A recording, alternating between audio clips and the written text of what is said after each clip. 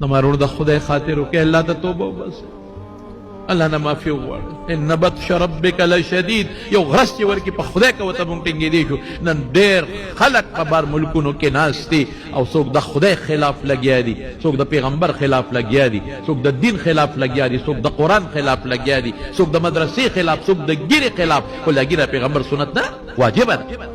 څوک د پټکي خلاف لګیا دي، د پټکي د سپي شکل جوړ کړي او پټکي ور په سر کړي، د عالم نه سپی جوړ کې، سپی د عالم نه او پټکې ور په سر کې. دا مومن دی، ته مسلمان یې.